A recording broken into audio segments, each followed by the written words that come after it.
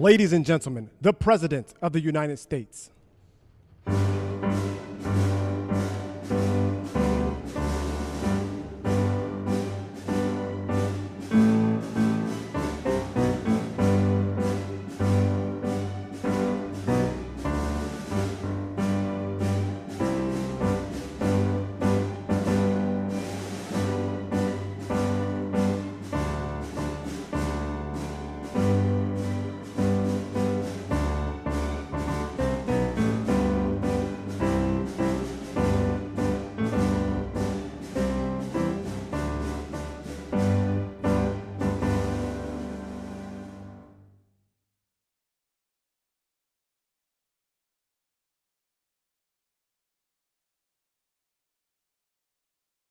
We've had some exciting days in the last week, I would say, mostly good.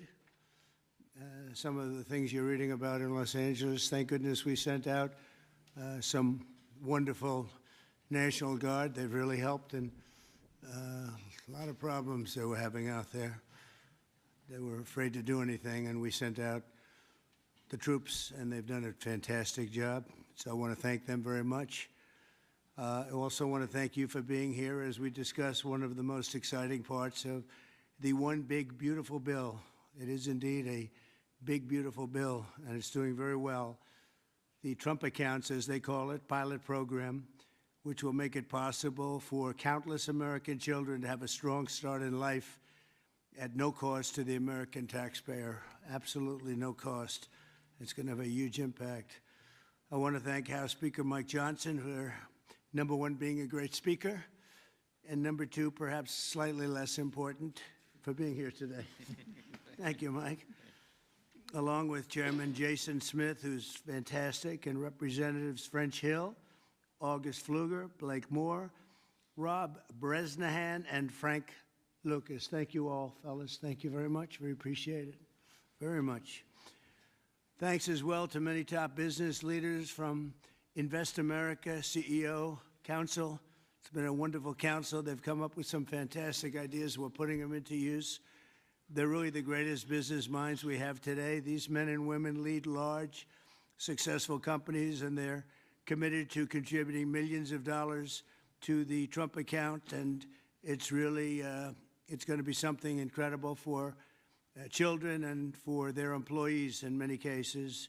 Here's how the accounts work. For every U.S. citizen born after December 31st, 2024, before January 1st, 2029, the federal government will make a one-time contribution of $1,000 into a tax-deferred account that will track the overall stock market. In other words, it'll be pegged to an index that we'll pick. Right, Michael? We'll pick it. We'll pick a good one. Maybe you should be the index. I'd like to have that. These kids would be very wealthy if that were the case. That would be a good idea. I think we might do that, Michael Dell. These accounts will be private property controlled by the child's guardians, and in many cases, those guardians will be the parents. We think probably the parents will be the guardians. They'll be open for additional private contributions each year from family, friends, parents, employers, churches, private foundations, and more.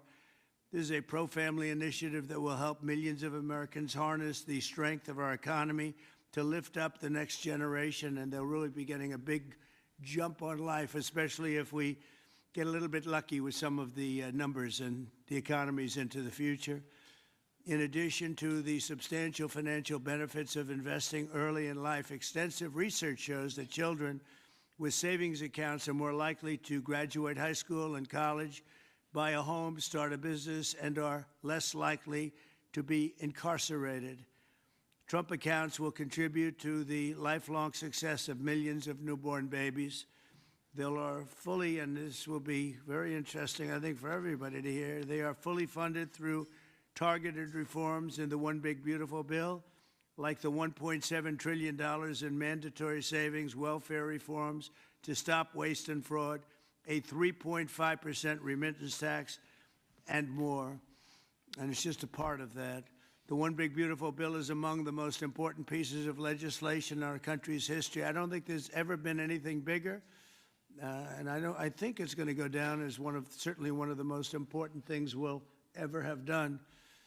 In addition to the largest tax cuts in the history of our country, including the most powerful border security measures ever, it delivers major economic relief to the American workers' families. And there's so many things. Rebuilding our military, we built it just 8 years ago. We started and did a great job, but now we have to rebuild it again, plus technology change. All of a sudden, it's about drone. You know, we have a new form of warfare. It's drone warfare. So a lot of things change. We did a great job with the military, but now we're going to have to do some little tweaks, to put it mildly. And we'll be doing that, and we have it all nicely funded. I look forward to signing this into law. It's really something that we're having such an opportunity. And I have to say, he's here with us. He's a person that I've admired for a long time. You take a look at what he's done and followed his record. And it's Dell Chairman Michael Dell. He's done such an incredible job. It's as a business person, I study business people, and that's a perfect one to study.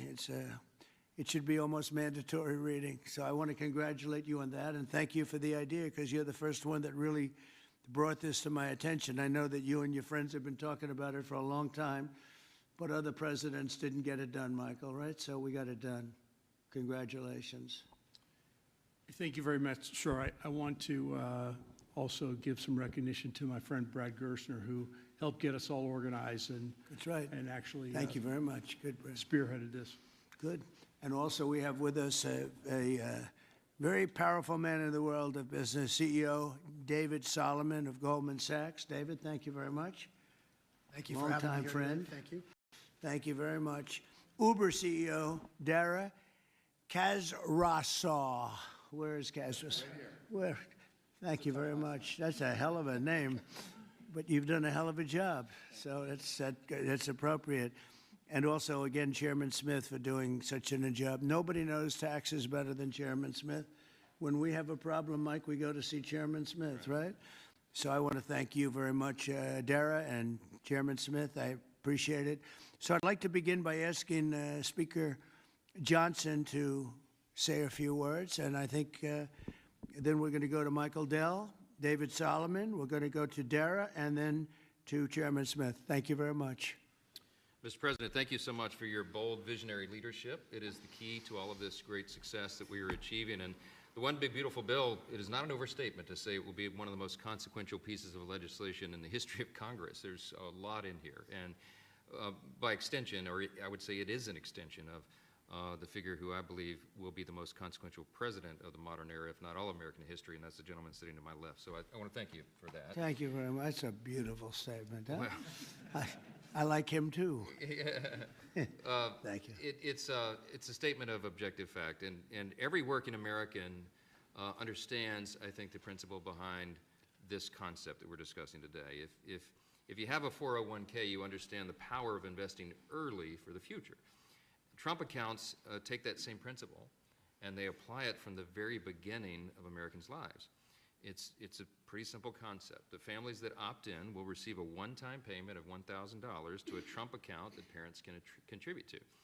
It's a bold, transformative policy that gives every eligible American child a financial head start from day one. Republicans are proud to be the party, we always have been, that supports life and families and prosperity and opportunity. And Trump accounts are all about setting up the next generation for success. For future Americans, this early investment could really be the game changer. It could be a difference. It could pave the way for paying their way through college or buying their first home or starting a business, even when they're young. So even $1,000 at birth will put these Americans in a better position than over half of American adults who sadly have no retirement savings at all. So this would be a remedy to that great problem. And it will encourage the free market. It will encourage investment and understanding of capitalism. All these things that we want to foster among the American people so that the economy and individual lives can flourish. Of course, none of this happens unless we pass our one big beautiful bill through Congress. And we have at stake the largest tax increase in American history if we fail to deliver. And we will not have this rocket fuel to the U.S. economy, and that's why this is so very important. Passing this pro-growth legislation will help every single American. From Trump accounts, this is one of the components of it, to eliminating taxes on tips and overtime, to reducing red tape on Main Street. And the one big beautiful bill is going to drive prosperity. It's going to create jobs across the country. It will make all boats rise. Wages will go up. Job participation levels will go up. We'll have more opportunity, more economic opportunity for more people. So you can climb up that ladder to the next step. The typical family with 2 children is going to see their take-home pay increase by up to $13,300 a year. That's real money to real people. This legislation is geared for hardworking Americans, and it is going to help everybody. And we are excited to deliver it. It can't happen soon enough. We are very close now to that finish line. After about 14 months worth of work that's gone into this, we're excited.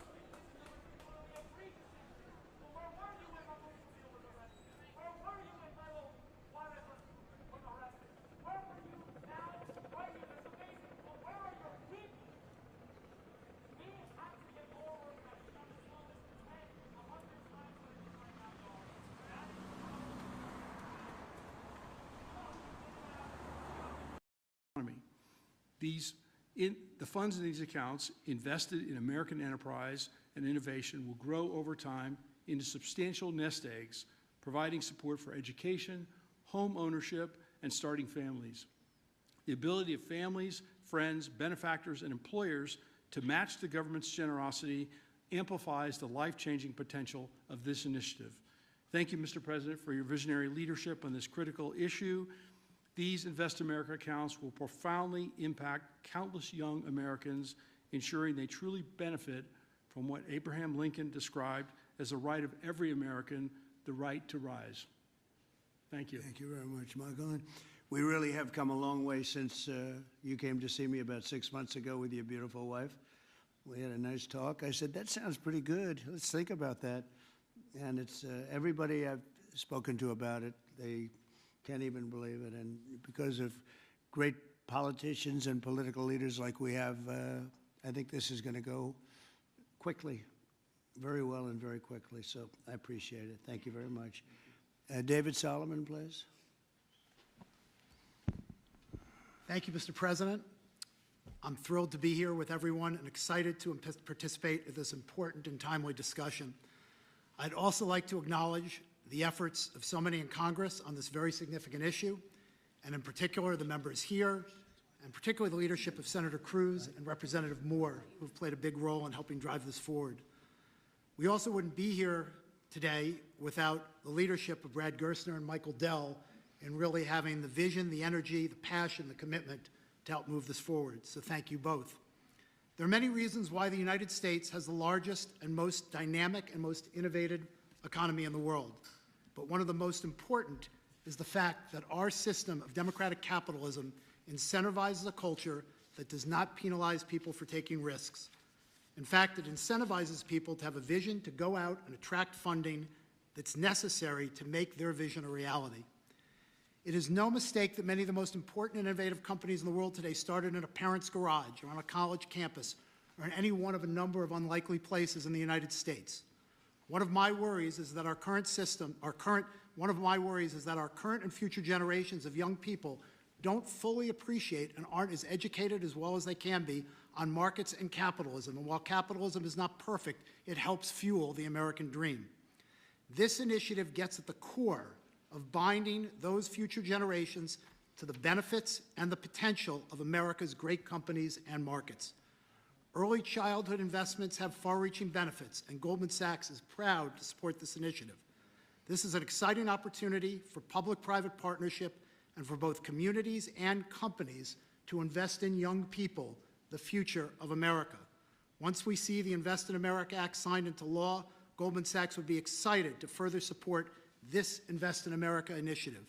We believe passionately in our capital markets. They are an enormous competitive strength for the United States, and we know that our economy's future vitality is dependent on young people understanding the power of investing for the long term and sharing in the benefits of ideas that bring value to the lives of people around the world. Thank you, Mr. President, for helping drive this forward, and I look forward to continued partnership on this effort. Thank you very much, David. Dara, please. Thank you. Good afternoon, everyone. Thank you, Mr. President, for hosting us here today. It's an incredible honor to be here in a place that symbolizes the very opportunity that has defined my life. Thank you, Brad. Thank you, Michael, for your vision. We all strive to build something that lasts, and the Invest in America Act is a legacy that is going to last for generations. President Trump, thank you for your leadership. Your support is going to turn this powerful idea into a powerful reality for millions of young Americans. Now, I was 9 years old when I came to this country. My family arrived in America having fled the Iranian Revolution. We had lost everything that we had built. But we gained something far more valuable here. We gained a chance to rebuild again. We had a close-knit family, we had access to world-class education, and we had the one thing that fuels every American dream, and that's hope.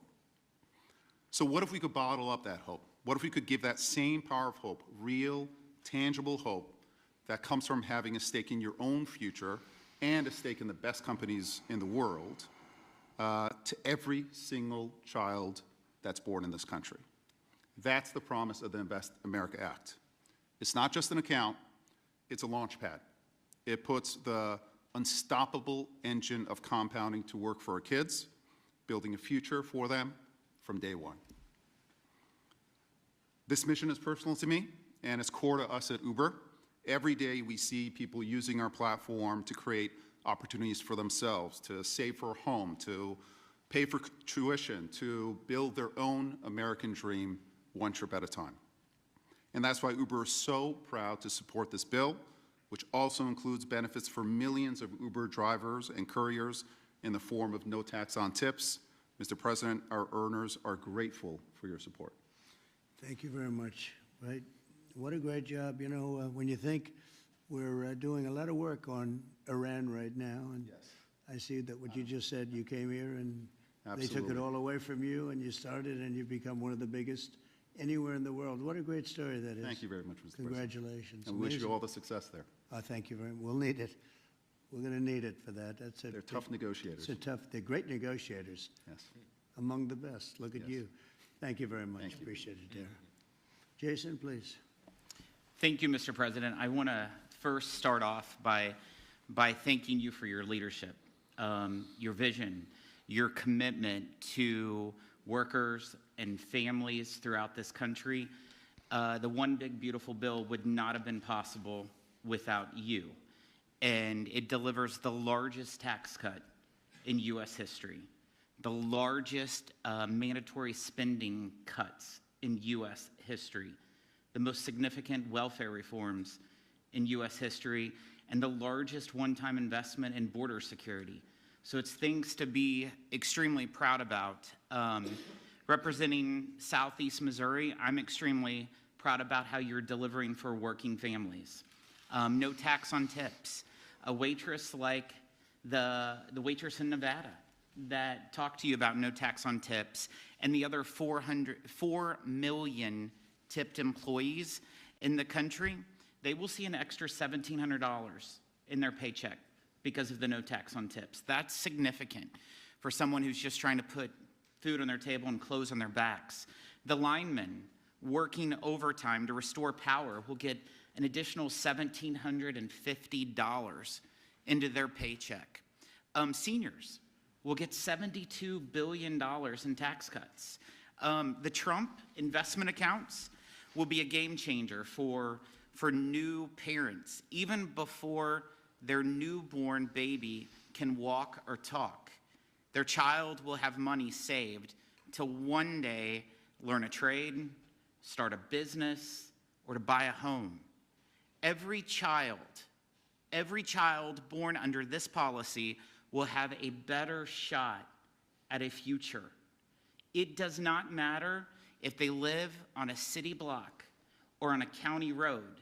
This will make a significant difference to their lives, and it's because of your leadership, Mr. President, and we say thank you.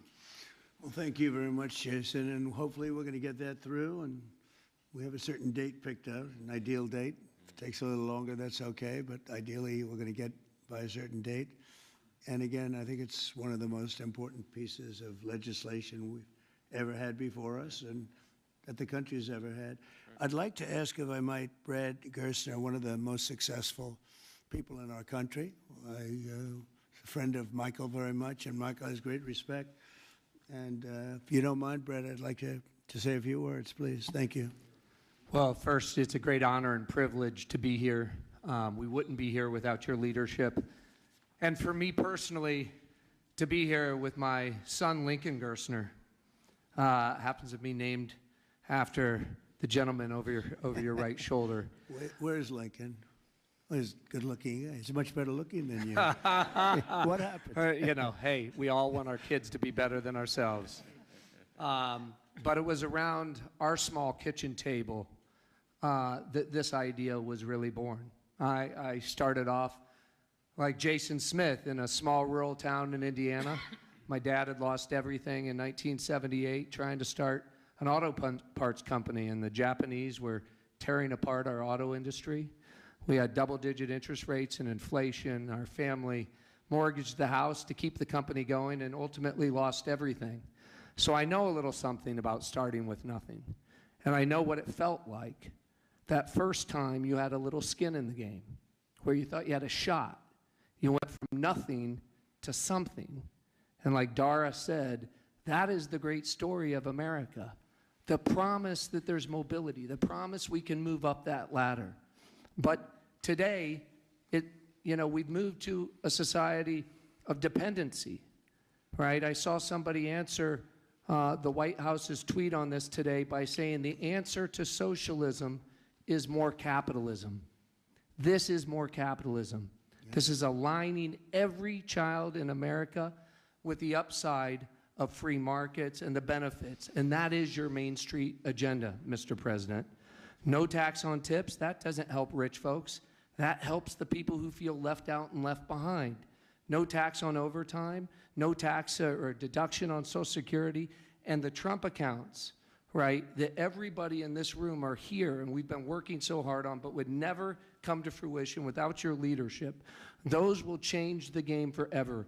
It makes America an ownership society again, because all of those kids will see the benefit of compounding. If you start with $1,000 and $750 is added a year by parents, grandparents, by churches, by the companies in this room who will all contribute to the accounts of the kids of their employees, by the great philanthropists in America. I think $750 is a low estimate per year. I think so. But if you do that, by age 18, Mr. President, these are worth $50,000.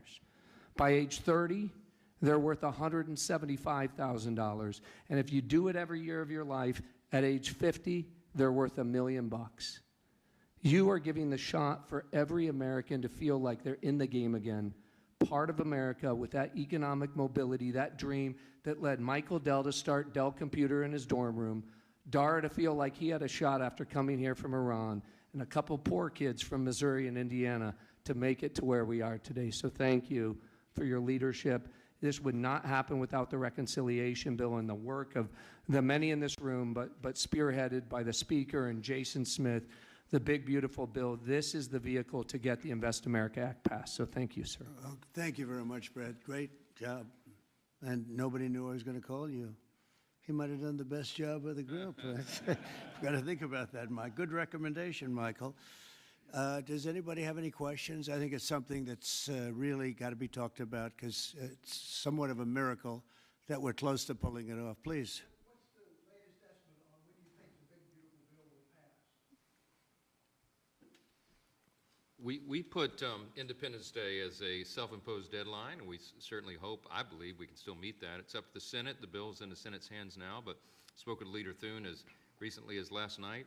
He's feeling very optimistic. You see the Senate going through the same deliberations we went through in the House, except we had 14 months to do it. They've got a truncated time period to get that done, but as you all know, I've encouraged my dear friends and colleagues over there, don't modify it too much, because we've got a very delicate balance that we reached, and it took us a long time to get there. And we don't want to upset that balance too much. So they're putting their fingerprints on it. I hope it'll be a light touch, and they'll send it back, and we'll get this thing done and get to the President's desk. And really, we have tremendous spirit. I've never seen anything like it. There's just an unbelievable. We'll always have a couple of people. I don't want to use the word grandstanders. I'd never use such a word, but you'll always have that a little bit. But maybe you won't even have that. Who knows? There's tremendous spirit for this bill. I think like we haven't seen very much, Jason, right? We haven't seen too much. So I think it's going to go pretty quickly. Mr. President, how did your phone call go with Prime Minister Netanyahu? You just mentioned Iran. Did you discuss Iran? Very Did you well. discuss We discussed a lot of the things. Gaza war? Yeah, we discussed a lot of things, and it went very well, very smooth. We'll see what happens. You know, we're trying to do something with a country we just spoke about, Iran. I think you should negotiate this. You might be better. I think I'm going to send you today. What a good idea. This could have been the idea of the day. We'll have Dara get up and negotiate.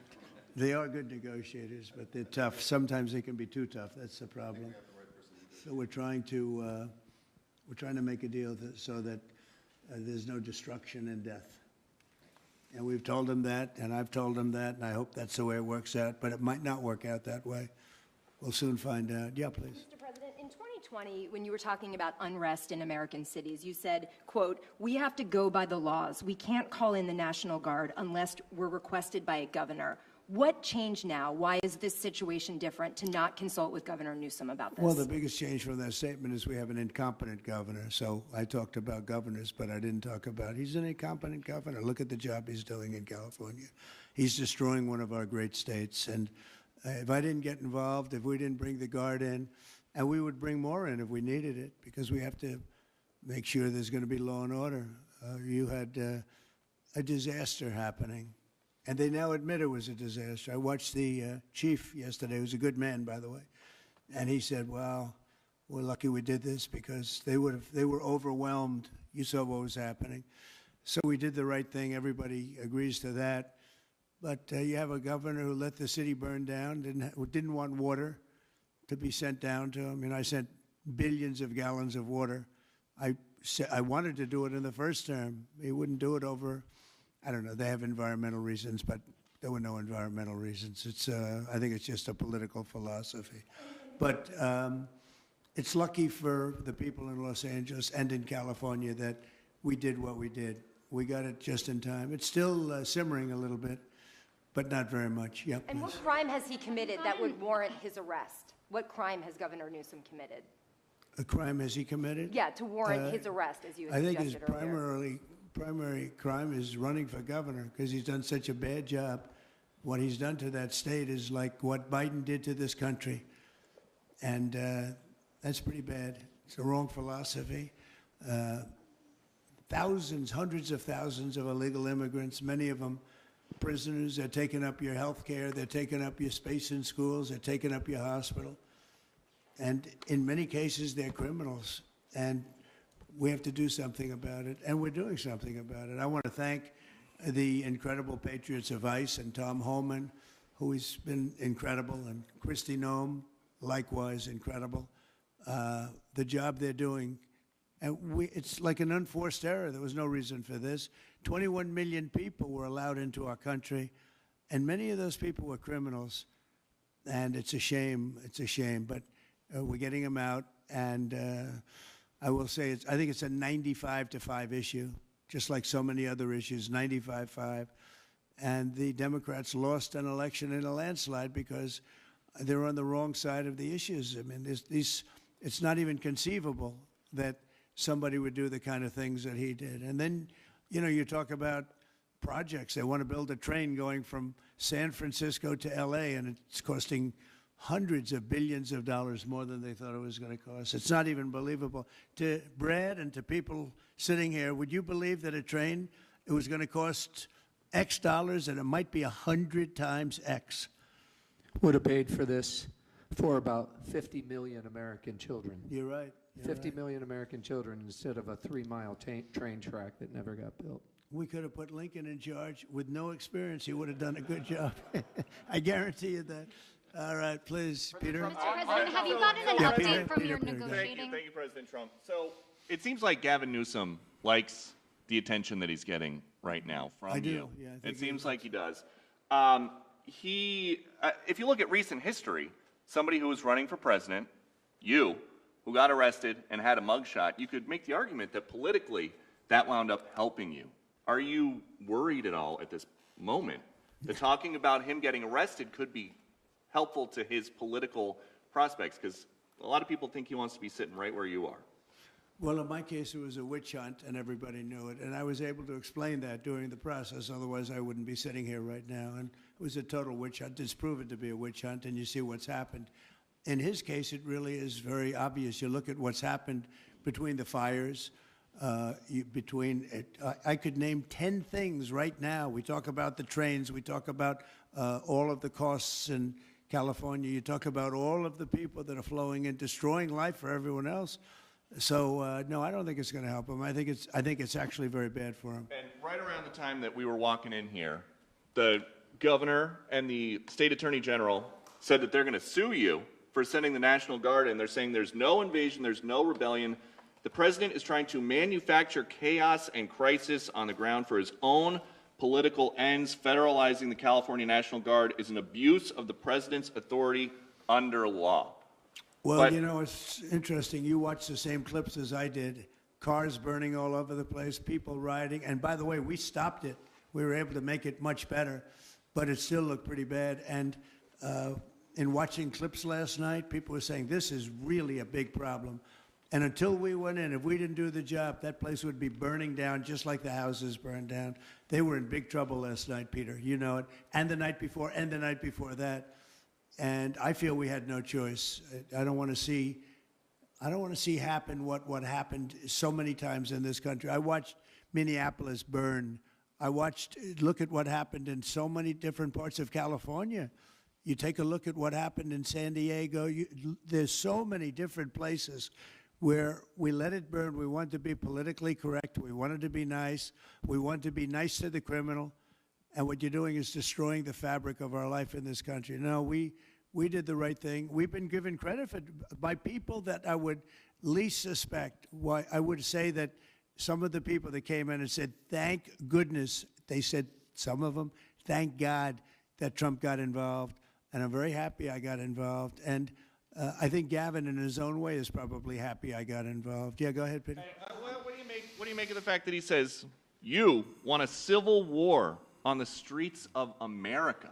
No, it's just the opposite. I don't want a civil war. A civil war would happen if you left it to people like him.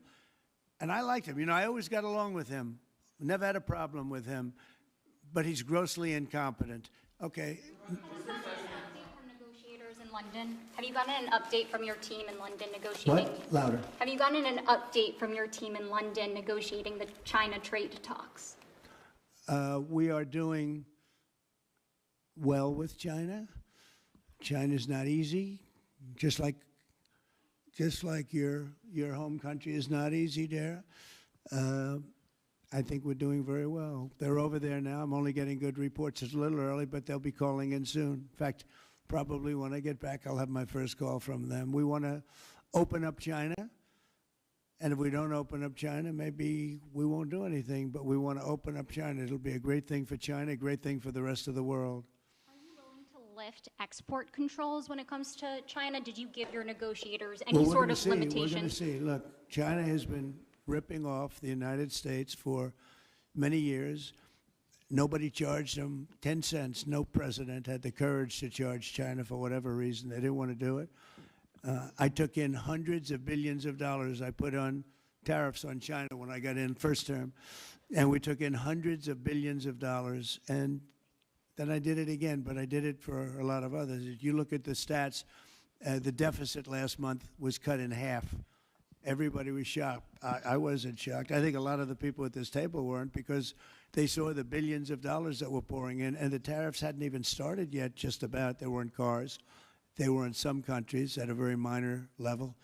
And we cut the deficit in half, and it was a big story a couple of days ago. They said, I don't believe, one of the announcers on a business network went wild, said, I can't believe these numbers. Those numbers are good. The numbers are going to be very good. I think we're going to have a great 4 years. You know, we had the greatest economy in history during my 4 years. I think this one's going to blow it away. Yeah. Mr. President, Go ahead, do you have a message for Greta Thunberg, and did she come up on your call with the Prime Minister today? Well, she's a strange person. She's a young, angry person. I don't know if it's real anger. It's hard to believe, actually, but I saw what happened. She's certainly different. Anger management. I think she has to go to an anger management class. Do you That's think my she was, primary recommendation for was her. she kidnapped by Israel, as she says? Was she kidnapped? I find it. I think Israel has enough problems without kidnapping Greta Thunberg. And secondly, are you going to Is that what she said? She was kidnapped by She did Israel? say that, yes, sir. Are you going to get rid of the Tesla and the Starlink service that you have here at the White House? No, I haven't heard that. I mean, I may move the Tesla around a little bit, but I don't think we'll be doing that with Starlink. It's a good service. Where are you going to move it to? Move it around, what do you mean? I have a lot of locations. Actually, about the Tesla. I had so many locations that I don't know what to do with them all. About the Tesla, did you ever see Elon Musk get physical with the Treasury Secretary? No, I didn't. And I tried to They ask. did have an argument, but I didn't see. I didn't see a lot of physicality there. And there was this New York Times report that he did not want to talk about, Elon Musk, that alleged that he, towards the end of his time in the White House, was blurring the lines between recreational use of drugs and medicinal. Do you think he ever had drugs here at the White House? I really don't know. I don't think so. I hope not. Look, I wish him well. You understand. We had a good relationship, and I just wish him well. Very well, actually. Yeah. About aid in Gaza, you mentioned now the flotilla. Do you have a response at all about Israel intercepting this boat? And can you give us an update on what's happening to the entry of aid into Gaza right now? We've had people being shot by Israeli forces who are trying to get aid from the Gaza Humanitarian Foundation. Yes. Gaza right now is in the midst of a massive negotiation between us and Hamas and Israel, and Iran actually is involved. And we'll see what's going to happen with Gaza. We want to get the hostages back. That's all I can tell you. Yeah, please, in the back. If I can go back to California briefly. You had said yesterday when asked by reporters that it was not an insurrection taking place, but then on True Social a bit later, you had said they were insurrectionists. After what you've seen now. You're talking about in L.A.? Yes, sir, in L.A.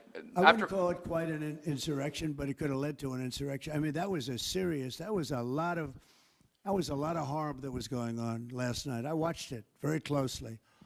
And it was amazing that the job that the National Guard did. And by the way, the police were working very hard also. But, you know, the police are given instructions to be politically correct. I said, no, you don't have to be politically correct. You have to do the job. And on Elon Musk, do you plan speak to him on the phone anytime soon? I know some. Which one? On Elon Musk, do you plan to speak to him on the phone anytime soon? I haven't really thought about it, actually. I would imagine he wants to speak to me. I would think that. If I were him, I'd want to speak to me, and maybe he was already called. You'd have to ask him whether or not he's already called.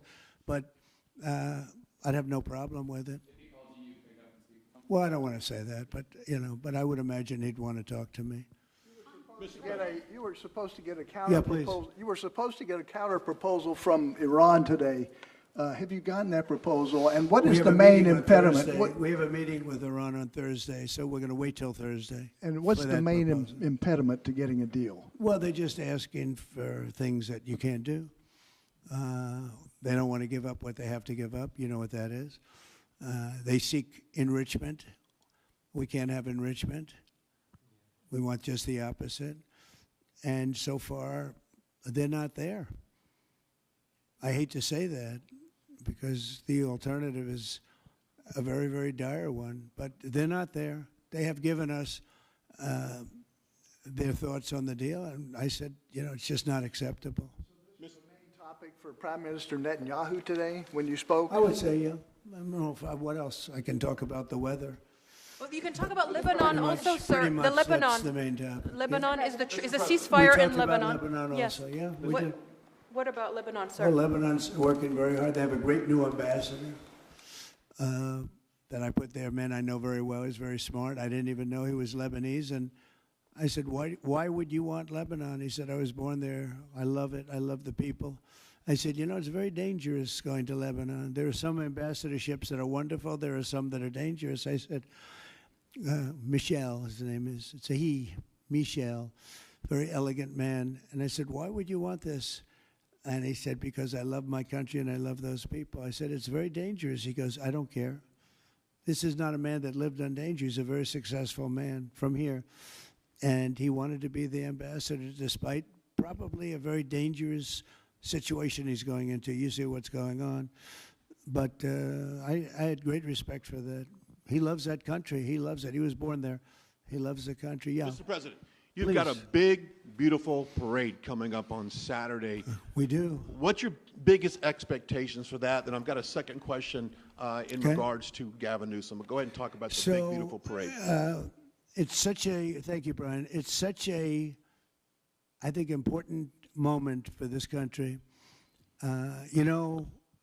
2 weeks ago, I was calling people and back and forth with leaders, including President Putin, including French president, including lots of different people. And all of them said, we're celebrating victory in World War II. And I said, wow, isn't that amazing? We're the only one that wasn't celebrating, and we're the one that won the war. Now, Russia did help. They did lose 51 million people, in all fairness. People would say, oh, he's sticking up for Russia. No, they lost 51 million people. And, can't forget that. But France was celebrating. And, as you know, Hitler made a speech at the Eiffel Tower. But when I spoke to President Macron, he said, oh, we are celebrating the great victory of World War II. And I think that's great that he was doing it. But we're the one that won it, and we weren't celebrating. I said to myself, isn't that crazy? And I think it's time for us to celebrate a little bit. We've had a lot of victories. We won 2 world wars, and then we go out and change the name of the forts where we won the wars. You go out, we win world wars from Fort Robert E. Lee, from Fort Bragg, from all the different forts. And what do? We change the name of the forts because we want to be politically correct. So a lot of them were changing back. You probably noticed Fort Bragg and others. But I think it's a time to celebrate our military. We've rebuilt our military largely. Little low on ammunition. That's because it goes out very fast to other countries, one in particular. But we'll get that back very quickly. But we have a military the likes of which nobody has. Nobody comes close. We have the best equipment in the world. We make the best equipment in the world. There's no military like our military. We showed that with ISIS. I was told by the television generals it would take 4 years to win, and we did it in 3 weeks. And it was headed by General Raisin Kane, who's now the chairman of the Joint Chiefs of Staff. He's great. Just left him. No, I think it's time that we celebrate. And I sort of have to laugh at these people. Well, you know, you're going to spend a lot of money. A lot of that money is being paid for by me and people that make donations. I don't know if you know that. A lot of it won't even come out of the military. I think I can say that, Susie, right? We have people putting up money to do it. Not that it's necessary, because I think it's a great expenditure. We have mini tanks. We have all sorts of new ones and very old ones, old from World War I and World War II. It's really a celebration of the Army. So the Army is a year older than the country. So next year we celebrate 250 years, but we're celebrating the Army on Flag Day. And it's not my birthday. It is my birthday, but I'm not celebrating my birthday. I'm celebrating Flag Day. It happens to be the same day, so I take a little heat. But Flag Day is the appropriate date. And we're celebrating 250 years of the Army, a great service. And remember, you know, think of it. We won so much. We won World War I, World War II, so much else. And then we became politically correct. But I can only tell you that I was told that ISIS would take anywhere from 4 to 5 years, and we did it in 3 weeks. You were there, you watched, right? We have the greatest military in the world. Nobody can beat us. As long as we have our right leadership, nobody can beat us. If we have stupid people running it, like you had in Afghanistan, when you look at that, first of all, Afghanistan should have been an easy victory as a war, but we were so sad the way we fought it, so ridiculous.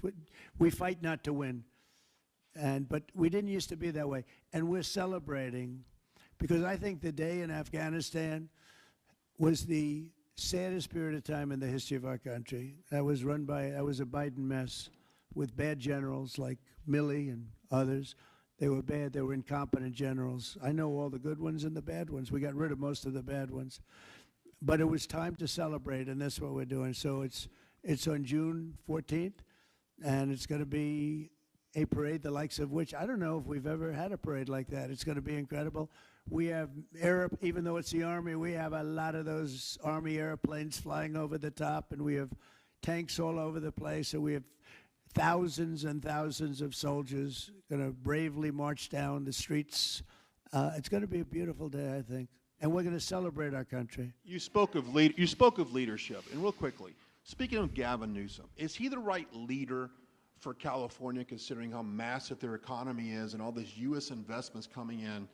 Is he the right governor and leader for the future of California and for U.S. investments? I don't think he is. I mean, I think he's done a terrible job. And, you know, he's a guy, I always got along with him. You look at his past statements about me. I was a great president. I always took care of California, you know, all that.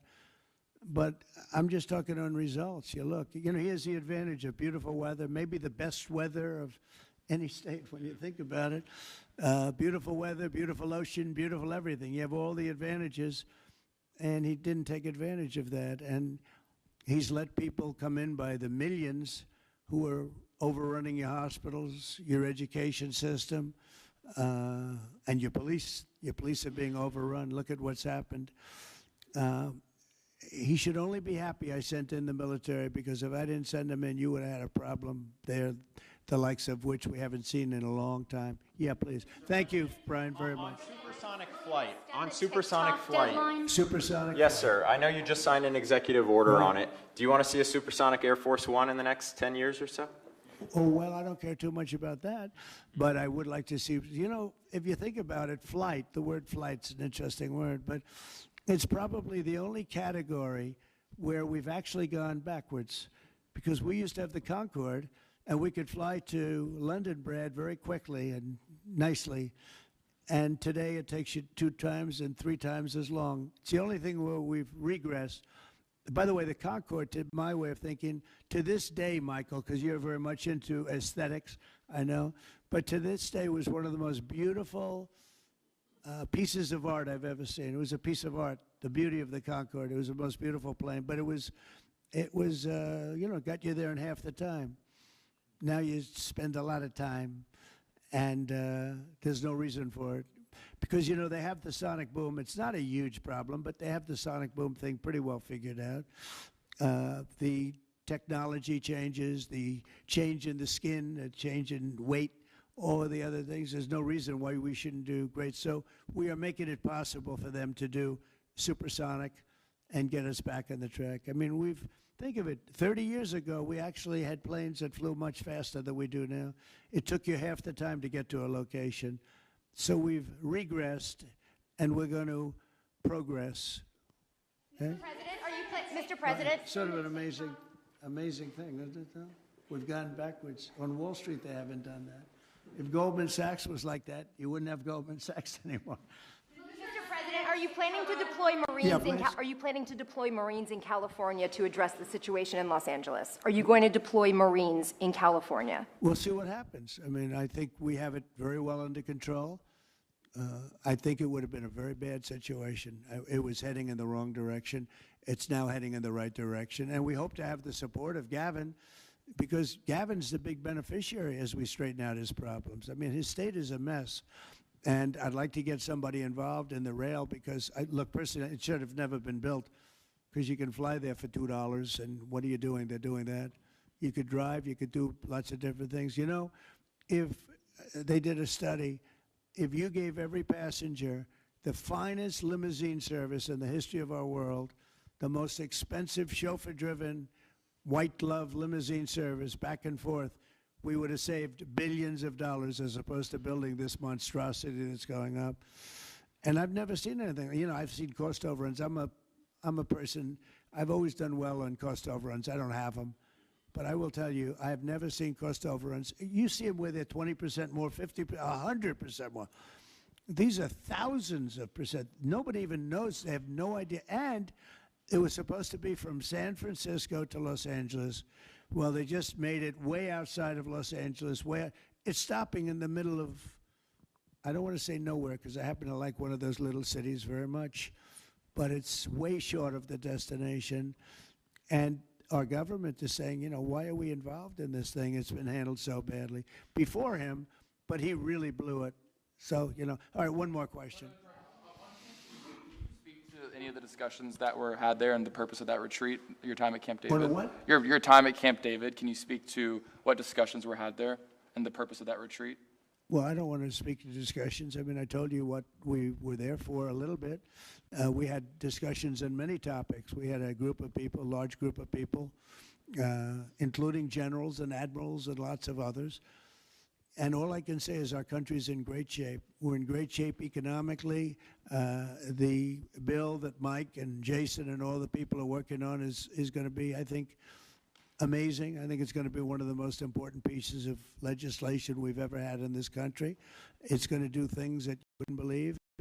We're going to, you know, I have a very simple phrase. We ran an election on very simple words: make America great again. That's what we're doing. We're making it great. We're making it safe. We're making it beautiful. And we're making it very wealthy again. You know, wealth is okay. You need wealth to take care of lots of other people. We have to make our country better. It has to heal from 4 years of abuse. Our country was abused badly by a very incompetent person and a group of people that weren't incompetent, but they were radical left lunatics. And they ran the country with an auto pen. And I hope that law enforcement's looking at that very seriously. That's like a takeover of our country in a certain way, because this guy had no idea what he was doing. You saw that during the debate. You saw that in other cases. I mean, he had no idea. I saw it years ago. By the way, 40 years ago, he had no. He was bad 40 years ago. We're not just talking about. And they always like to say age, but it's not age. I know people 88, 89, 92. Bernie Marcus, who just passed away, was 95. I spoke to him a year before. He was 100%. It's not age. It's something else. But whatever it is, you can't have that in this country. The damage he's done to this country is unbelievable. But the good news is we've got much of it fixed already, and the rest of it will happen. Thank you all very much. Thank you.